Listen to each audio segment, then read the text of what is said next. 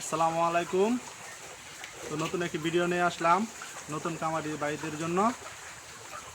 কিভাবে আপনারা মুরগির ফার্মের স্ট্যান্ডগুলো বসাবেন এই সম্পর্কে দেখাবো আর কি।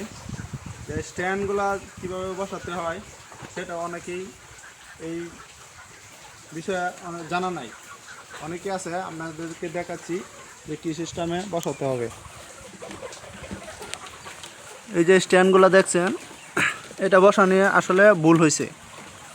এটা কিন্তু এই কাঠে এইভাবে বসবে না, এই স্ট্যান্ডটা বসবে হলো এই বাঁশের উপরে। তো অনেকে মিস্ত্রিরা ভুল করে বা মাপের স্ট্যান্ডের মাপে ভুল হয়, সেই কারণে এভাবে হয়ে যায়। কিন্তু মিস্ত্রি আইন না, তারপর হলে ঠিক করতে হবে যে স্ট্যান্ডটা এখানে বসে নাই, বাঁশে বসে নাই।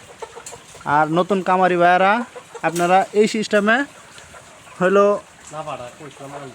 মাছা বানবেন, মাছাটা এই সিস্টেমে করাবেন, তাহলে অনেক সুন্দর হয়।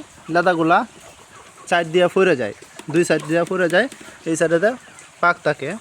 তো আরেকটা ভিডিওতে ফুল দেখাবো যে যখন স্ট্যান্ডগুলো না থাকবে তখন ফুল লেভেল দেখাবো আর কি।